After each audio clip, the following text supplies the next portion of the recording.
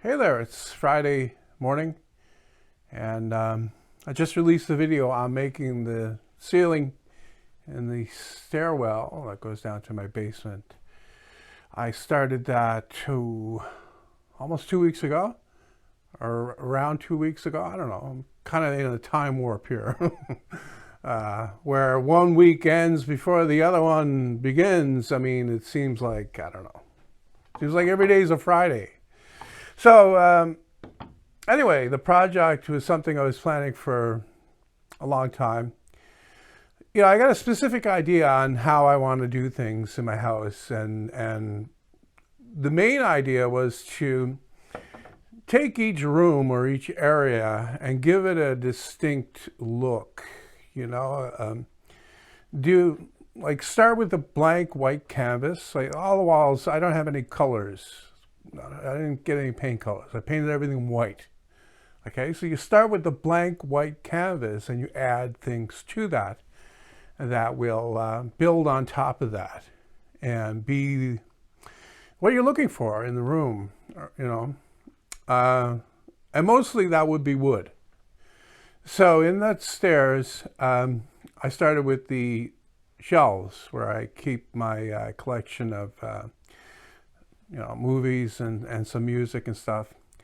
And the ceiling was something I was thinking about for a long time, even before that. And I wanted to get the shelves done first because I had a problem with, where I'm going to put all these movies and stuff. They were piled up all over the place. So I took care of that. And then I wanted to get the ceiling done next before I do the actual stairs. The stairs are not finished. Because I don't want to be working on the ceiling above finished stairs. Okay, I want to get as much of the I want to go top down, right? So the next project in there, which won't be the next project, is the stairs themselves, as far as I know. So I'll get those done, and they will match they'll match the shelves, they'll match the ceiling. I should say that I did something else in that area. I made wood trim for the doorway into it. There's no door there, but there's a door jamb, and I did kind of a fancy wood trim for that. And that's going to be another video on Sunday, as far as I know. I still haven't even started editing it yet, so it took me almost all week to edit this video that I just released this morning. That's not to say I was at it every day. It's just I'm at a point in my life where I'm not going to sit down for 10 hours straight and edit a video. I'm not going to do it anymore. I'm gonna do a little bit. I'm gonna go do something else. I come back. I'll do a little bit more. Then I'll come back. And eventually it gets done. Right? Eventually. And that was definitely the case to this one. Although I did put it in a good long stretch yesterday to finish it up. But the thing about editing videos, the closest comparison I have to anything else that I've ever done before is laying out a circuit board. Okay, an electronic circuit board. It's taking all the parts and throwing them down and then trying to arrange them so you wind up with something that's compact and works properly, together. It's very, very similar with video. You have to take all these clips, like sometimes hundreds of them, and throw them in there and rearrange them and cut them down and make them fit. And what you're looking for is a flow, pacing and coherence. The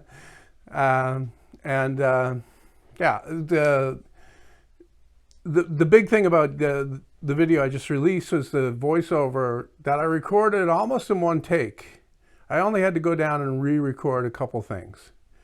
So that was good. Usually it takes longer to do the voiceover. So I got to attribute that partly to my attitude these days of it's not that I don't care. It's that I'm not overly concerned.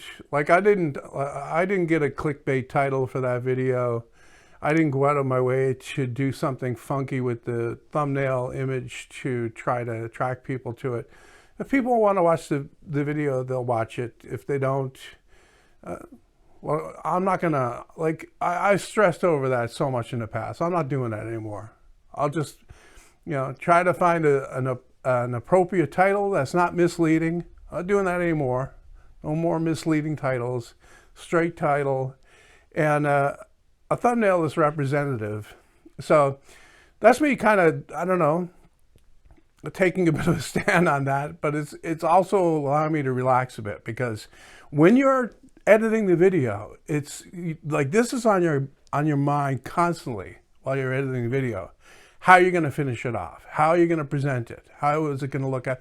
And it never used to be that way, because you would just edit the video, put it on, even just a thumbnail from the video, automatically generated type thing would work.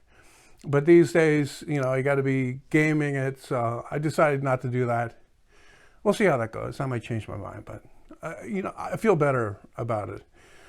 And so getting back to the voiceover and the ease with which I did that, I just, I figured I'm not going to do a bunch of takes.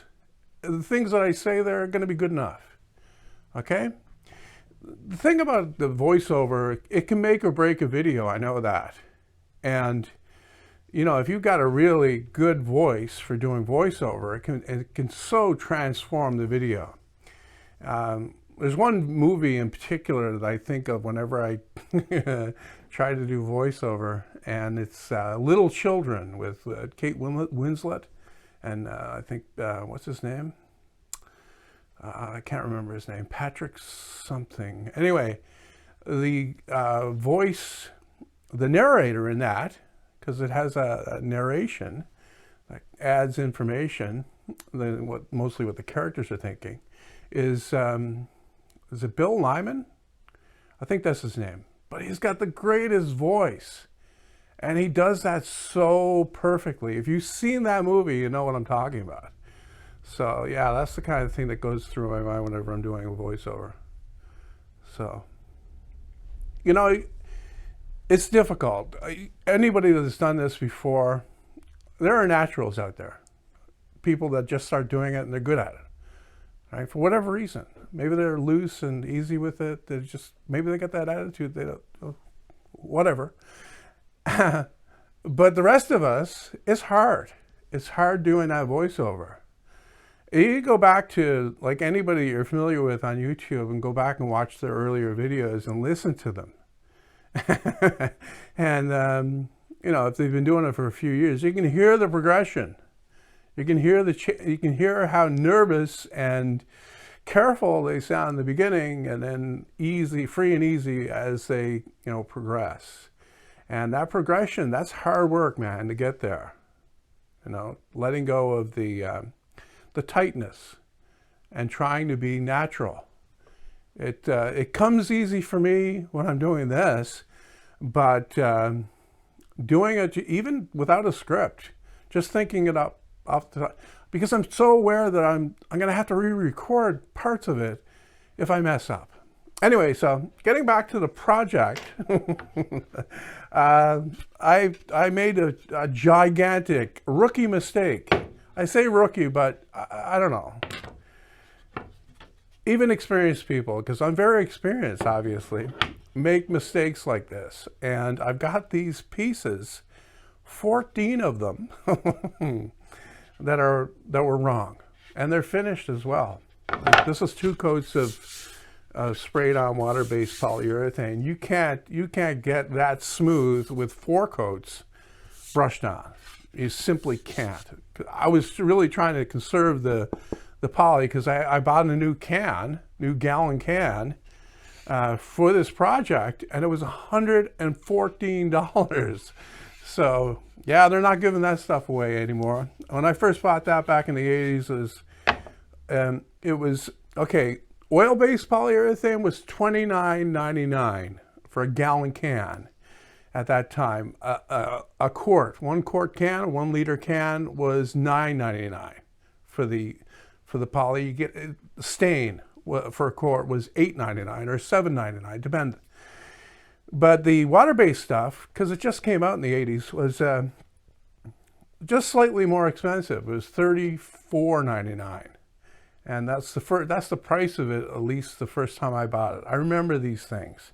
Like 2 days ago, I wouldn't remember unless it was remarkable, unless it was like $114 for a gallon can of this stuff. But yeah, I was trying to conserve it here, and this being up on the ceiling, it's not going to be touched. Right? It's not going to collect dust. It's not something you have to wash or wipe down. It's not a surface, in other words. And I kept going back to my kitchen where I did the cabinet doors there. And after just 2 coats on those, 2 careful sprayed on coats, I was getting a finish that was kind of acceptable. Not for a kitchen, but acceptable for a ceiling. So yeah, I stopped there on this. This is semi-gloss, an older can I had that I want to use up, but it's got the right sheen for that, for this project anyway. And it looks good up there. And, you know, getting back to these parts that I have, the 14 pieces that I messed up, I'll find something to do with those. You know, maybe I'll do, I don't know. I'll see. Anyway, so they're fastened in place with with pin nails and glue. I put blocks up on the ceiling. They're glued onto the ceiling and screwed to the ceiling. And then I glued the pieces on as well, and I fired in pins. And so that left a tiny pinhole. I really like having a pin nailer for this. And I thought about filling it. And you can see them from the top of the stairs if you look up. You can, if you're looking for them, you can see them.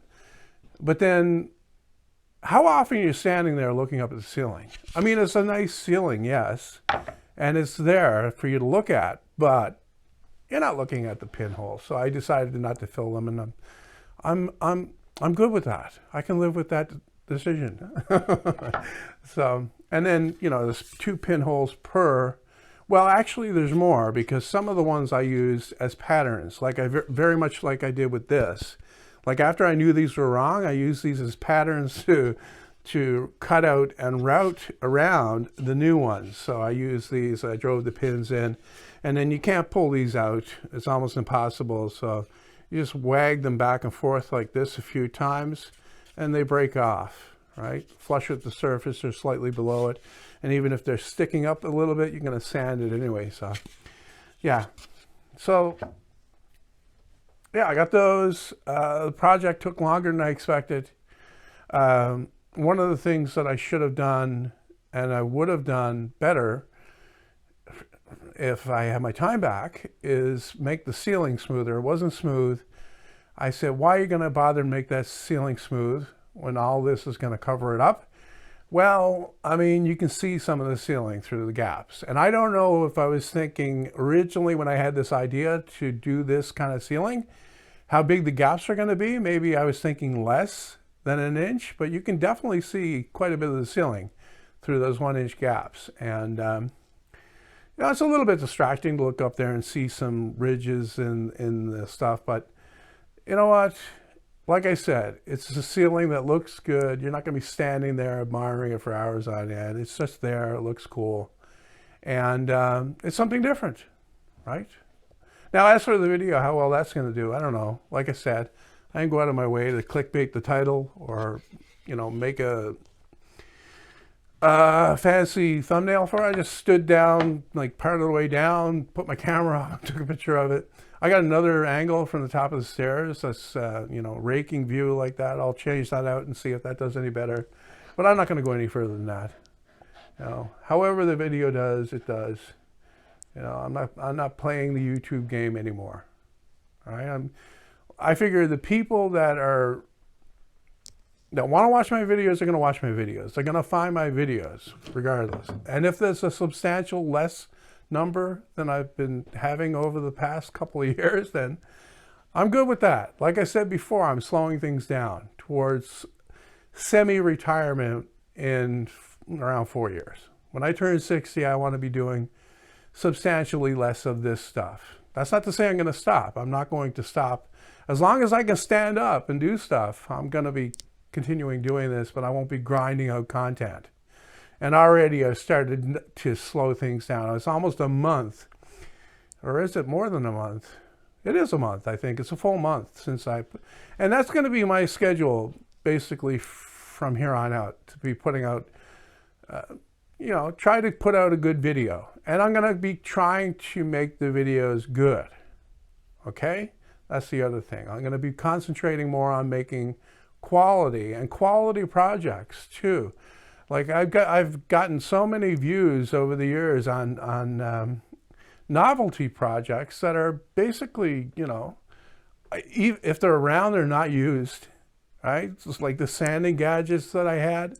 None of that stuff is used. Like I've tried to use it in videos I've done to try to validate what I've done there, but it hardly ever gets used.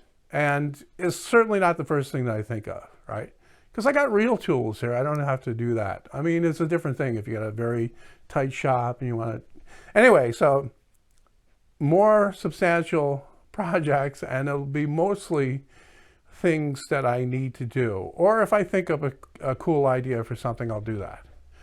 But yeah, going forward, this is probably going to be around one video per month, maybe less. It depends. This channel, I'll post whenever I feel like it. This is another thing, it's just, I do this channel mainly to talk to the people that want to hear what I have to say, right? Updates on what's going on and stuff like that. And I'm starting to ramble a little bit, so I'm probably going to cut this off. Sarah was beginning to get angry. Her evening fitness walk was the one thing she looked forward to all day, and Richard knew this. But if there was one thing life had taught Richard, it was that it was ridiculous to be at war with your own desires. He could easily imagine what people would say if they could see him now. Exactly the same thing they'd say if someone